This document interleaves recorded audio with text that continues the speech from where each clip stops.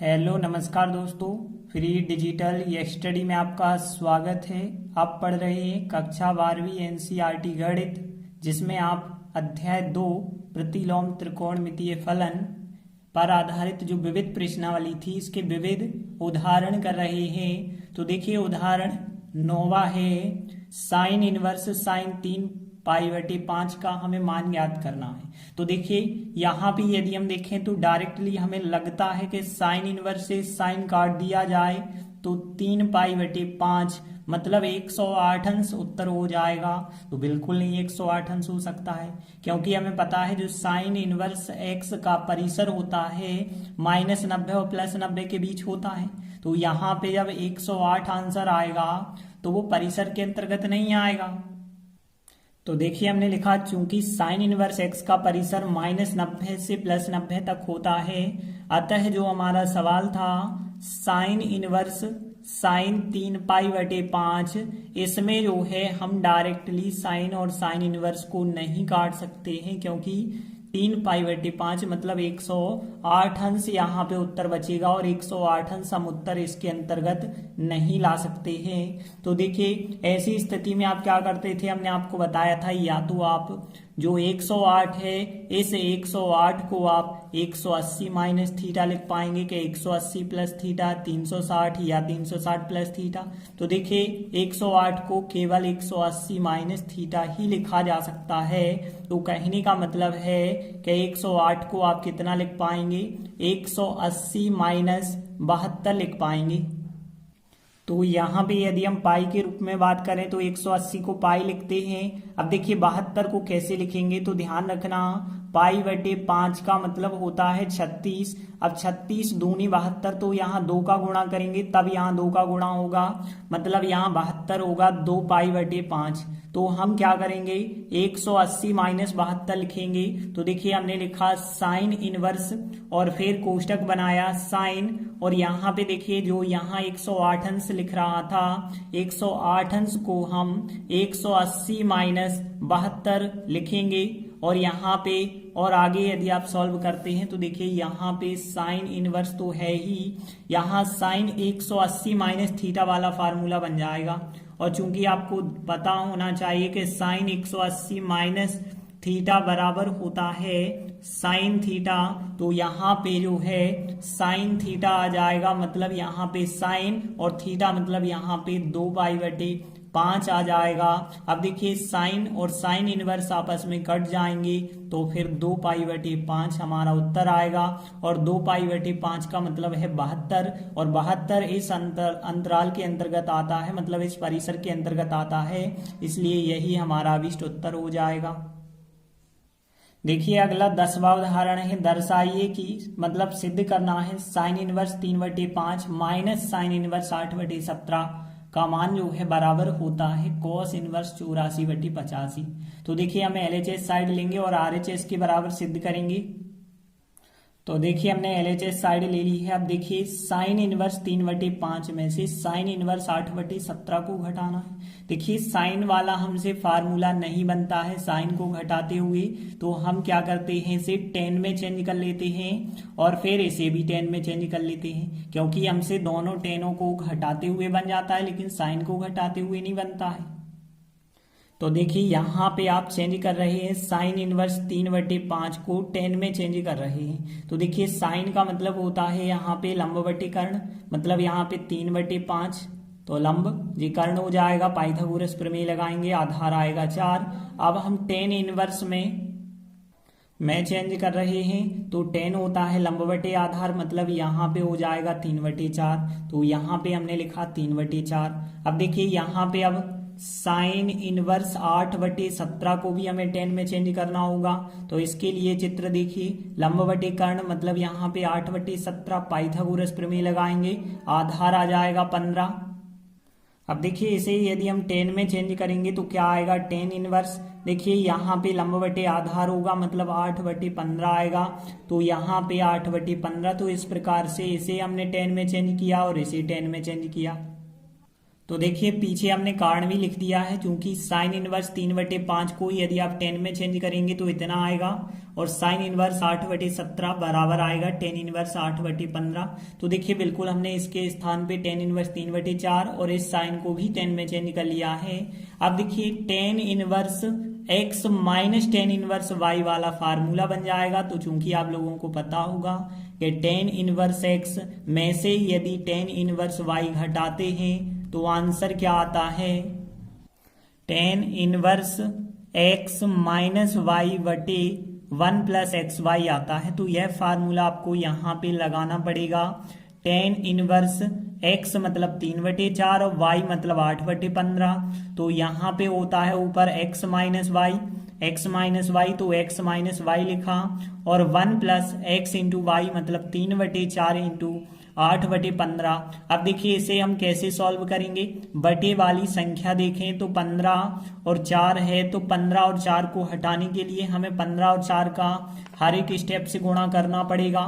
तो देखिए कैसे करेंगे, 3/4 में यदि हम 4 गुणित 15 से गुणा करें तो 4 4 कट गए, 15 × 3 = 45 आएगा, माइनस यहाँ पे देखिए अब 8/15 में यदि हम 4 गुणित 15 से गुणा करें तो यहाँ पे 15 15 कट गए, 8 चौके 32 आएगा।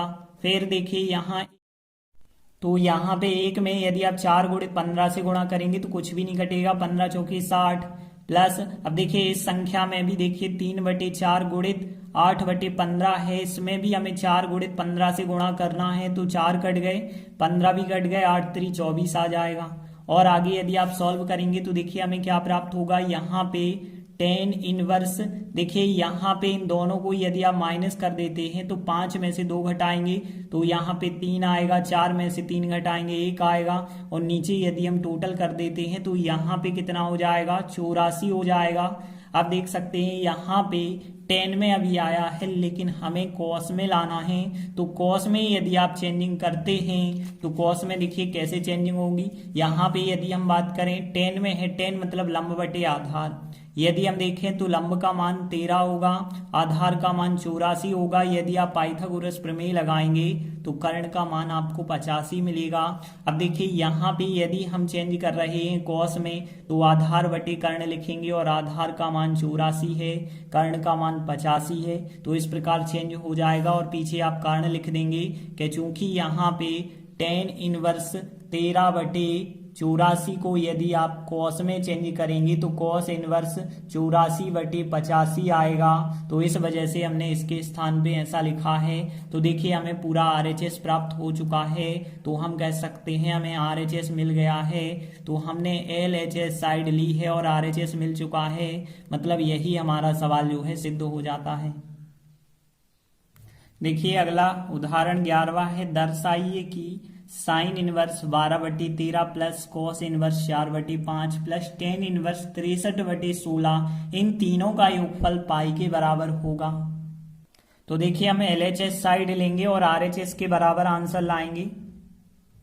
तो देखिए यह है हमारी LHS।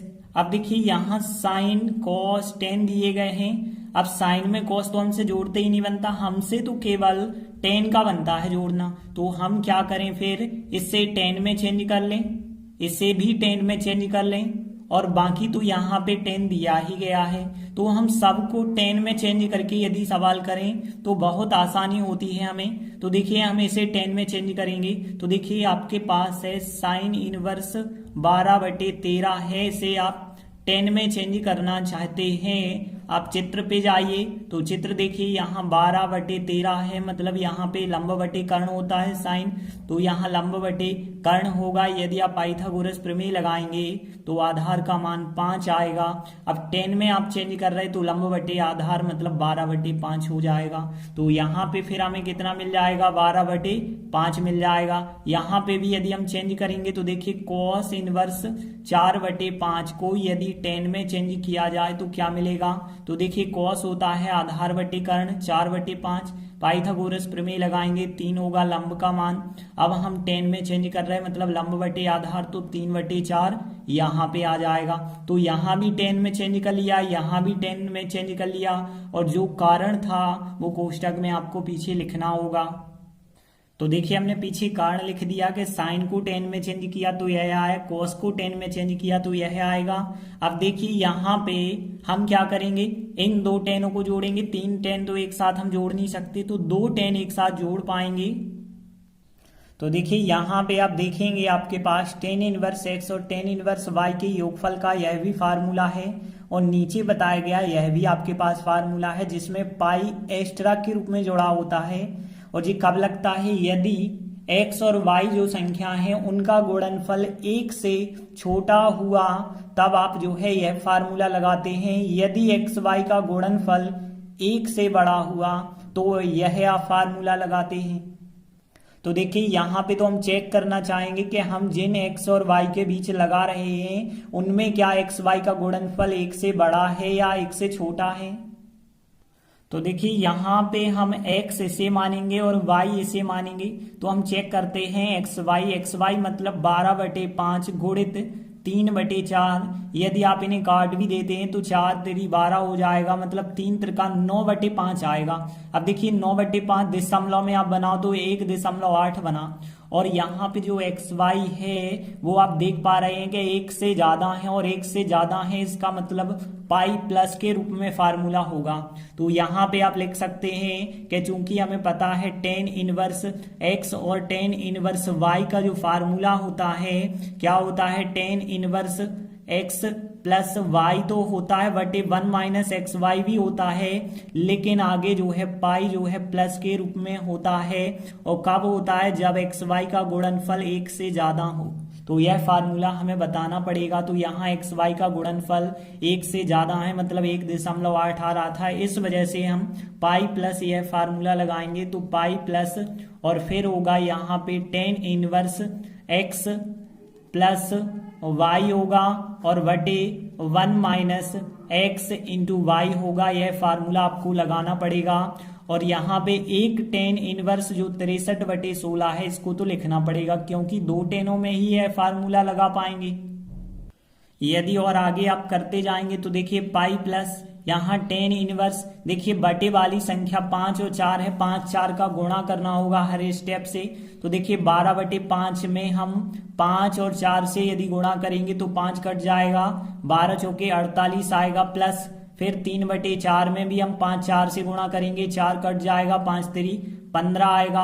और नीचे यदि हम देखें एक में भी हमें गुणा करना होगा 5 4 से, तो यहाँ कुछ भी नहीं घटेगा, 4 5 20 आएगा, माइनस यहाँ पे भी आप 5 4 से गुणा करेंगे। तो देखिए यहाँ पे जब आप गुणा करेंगे तो 12/5 गुणित 3/4 में 5 4 से गुणा करें तो 5 कट जाएगा, 4 कट जाएगा, 12 3 36 यहाँ पे प्राप्त होगा। और बाकी जो था टेन इनवर्स 63/16 इसे आप केवल लिखते चलेंगे। तो देखिए पाई प्लस यहाँ पे टेन इनवर्स, देखिए यहाँ टोटल करेंगे 63 हो गया, यहाँ पे घटाएंगे माइनस के 16 आ गए, यहाँ माइनस के 16 आ गए, और यहाँ पे टेन इनवर्स 63/16 लिखा। अब यहाँ पे यदि आप देखेंगे तो यहाँ पे पाई, देखिए टेन इनवर्स माइनस थीटा, देखिए यहाँ पे एक फार्मूला यदि हम देखें टेन इनवर्स यदि माइनस थीटा होता है तो यहाँ पे आप माइनस चिन्ह आगे भी लिख सकते हैं, तो माइनस टेन इनवर्स थीटा बन जाता है। तो यह फार्मूला यहाँ पे हम लगा रहे हैं, मतलब माइनस का यदि थीटा है तो उसको माइनस को आगे लिख सकते हैं आप। तो यहाँ पे माइनस चिन्ह को यदि आप आगे लिख देते हैं तो ऐसा करने से क्या होगा, यहाँ पे एक संख्या धन की और ऋण की बन जाएगी, मतलब यह संख्या कट जाएगी, तो केवल आपको पाई आंसर प्राप्त हो जाएगा। और पाई जो आया है यही तो हमारा RHS के बराबर आ चुका है। तो देखिए हमने LHS साइड ली और RHS के बराबर सिद्ध कर दिया, और यही हमारा सवाल जो है सिद्ध हो जाता है।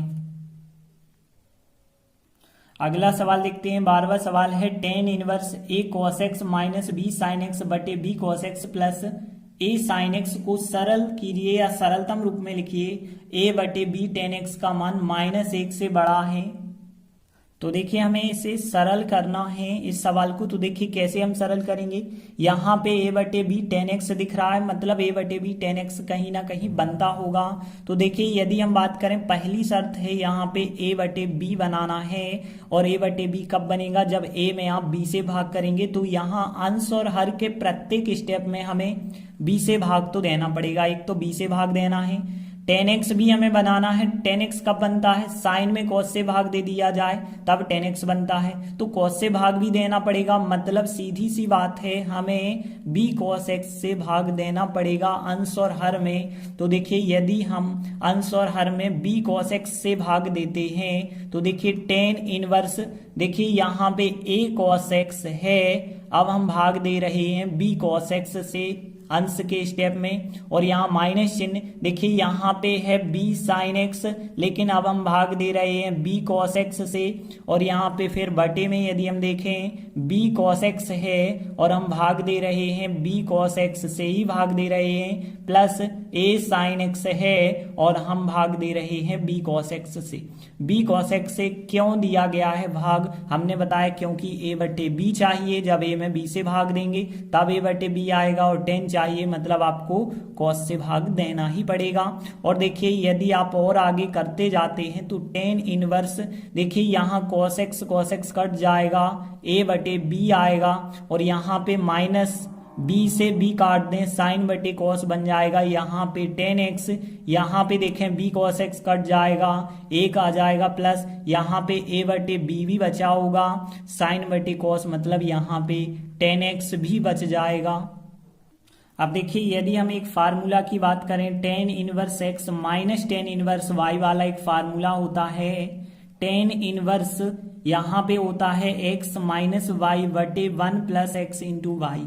तो देखिए बिल्कुल यही स्थिति यहाँ पे बनी है, एक्स समझ लीजिए ए बटे बी है, वाई समझ लीजिए टेन एक्स है, और एक है आपके पास x मतलब ए बटे बी है, y मतलब टेन एक्स है। तो देखिए यहाँ पे जो फार्मूला बना है tan inverse x minus y का बना है, तो टेन इनवर्स x का मतलब होगा ए बटे बी माइनस, और टेन इनवर्स यहाँ पे टेन इनवर्स y का मतलब हो जाएगा यहाँ पे टेन एक्स। तो यहाँ पे इस प्रकार से ten inverse x minus tan inverse y का यहाँ फार्मूला बन जाता है। तो देखिए पीछे आप फार्मूला भी लिख देते हैं कि किस फार्मूला के द्वारा यह आ चुका है। अब और आगे यदि आप सॉल्व करेंगे तो टेन इनवर्स ए बटे बी, इसे तो आप सॉल्व नहीं कर सकते, लेकिन टेन इनवर्स से टेन जरूर आप काट सकते हैं, तो यहाँ पे बचा होगा एक्स। अब इसके आगे आप इसे सॉल्व नहीं कर सकते, इस वजह से यही हमारा आंसर हो जाएगा, तो यही हमारा सरलतम रूप होगा। देखिए अगला उदाहरण 13वां देखते हैं, tan inverse 2x plus tan inverse 3x बराबर पाई बटे 4 हमें दिया गया है, इसे सरल करना है। तो देखिए यहाँ तो दोनों पक्ष हमें एक साथ लेने होंगे, जब भी दो पक्ष दिए गए हों बराबर और कहा जाए सरल करना है, मतलब x का मान आपको निकालने के लिए कहा गया होगा। तो देखिए यहाँ पे दिया गया है tan inverse 2x plus tan inverse 3x बराबर है पाई बटे 4। देखिए अब पूरे दोनों पक्षों को एक साथ हमें हल करना होगा, तो इन दोनों टेनों को जोड़ना होगा। देखिए दोनों टेनों को जोड़ते हैं तो हमें पता है, चूंकि tan inverse x plus tan inverse y का जो फार्मूला होता है क्या होता है, tan inverse x plus y बटे वन माइनस एक्स वाई होता है। देखिए यहाँ पाई प्लस क्यों नहीं होगा, क्योंकि देखिए x का मान यहाँ पे हमें पता नहीं है कि x का मान क्या होगा, इस आधार पे हम ऐसा नहीं कह सकते कि एक्स वाई का गुणनफल एक से बड़ा होगा या एक से छोटा होगा, तो यहाँ एक से छोटा है ही मान के चलें और उस हिसाब से आप फार्मूला लगाएं। तो देखिए यहाँ पे टेन इनवर्स यदि आप फार्मूला लगाएंगे तो यहाँ पे x प्लस y आएगा, और y का मान कितना है 3x और x का मान कितना है 2x, तो यहाँ पे x प्लस y आएगा और बटे one minus x into y आएगा। तो यहाँ x इंटू वाई कोष्टक बना के हमने लिखा, यहाँ पाई बटे 4 लिखा। फिर अब देखिए आपको पता है टेन को यदि आप उस तरफ ले जाते हैं टेन इनवर्स को, तो उस तरफ केवल टेन बन जाता है, मतलब इनवर्स हट जाता है।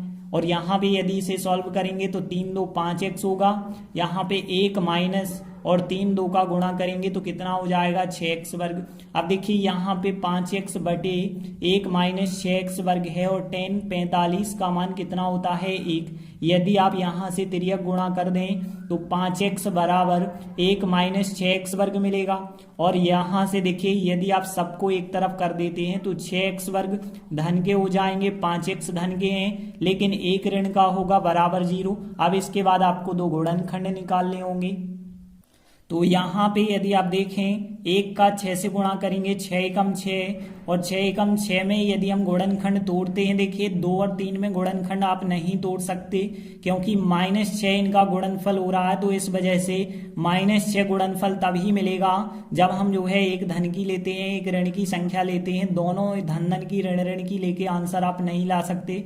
तो यहाँ 6 और 1 में यदि आप गुणनखंड तोड़ते हैं तो 6x वर्ग प्लस के 6x माइनस का 1x माइनस 1 बराबर 0।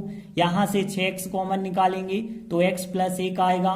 यहाँ पे -1 कॉमन निकालेंगे तो x प्लस 1 आएगा बराबर 0 चल रहा है। मतलब एक तो गुणनखंड आएगा 6x माइनस 1 और दूसरा गुणनखंड x प्लस 1 आएगा बराबर 0। तो इसके हमने दो गुणनखंड कर दिए हैं। एक गुणनखंड हो गया 6x माइनस 1 और दूसरा गुणनखंड हो गया x प्लस 1 बराबर 0। अब हम क्या करते हैं, पहले गुणनखंड को भी 0 के बराबर लेते हैं, दूसरे गुणनखंड को भी 0 के बराबर लेते हैं। तो इसलिए x का जो मान होगा यहाँ से देखिए, यदि 6x माइनस 1 बराबर 0 लेंगे तो x का मान 1/6 आएगा, या फिर यहाँ पे x प्लस 1 बराबर 0 लेते हैं तो x बराबर फिर कितना आएगा, यहाँ पे -1 आएगा। और देखिए यहाँ पे जो x बराबर -1 आ रहा है यह हम कहेंगे मान्य नहीं है। क्यों मान्य नहीं है, यदि आप -1 यहाँ पे रखते हैं तो -2 होगा और यहाँ पे होगा -3। तो यहाँ पे -1 और -1 यदि आप यहाँ पे रखते हैं तो बन रहा है tan इनवर्स -2 और tan इनवर्स -3। और यहाँ पे जो हमने फार्मूला लगाया है tan inverse x plus y का, यहाँ पे जो x y होने चाहिए वो ध्यान रखना धनात्मक होने चाहिए, तो यहाँ ऋणात्मक आ जाते हैं। तो इस वजह से हम कह सकते हैं यहाँ बायां पक्ष ऋणात्मक हो जाता है x बराबर -1 के लिए। तो देखिए हमने लिखा है x बराबर -1 मान्य नहीं है क्योंकि इसे रखने पर बायां पक्ष ऋणात्मक हो जाता है। तो इस वजह से बचा होगा x का मान 1/6। यही हमारे समीकरण का अभीष्ट हल होगा। तो हम लास्ट में लिखेंगे अतः x बराबर 1/6 दिए गए समीकरण का अभीष्ट हल है। तो इस प्रकार से हमारे सभी उदाहरण कंप्लीट हो जाते हैं और हमारा अध्याय 2 कंप्लीट हो जाता है। आगे के वीडियो में हम आगे का अध्याय शुरू करेंगे। तब तक के लिए धन्यवाद।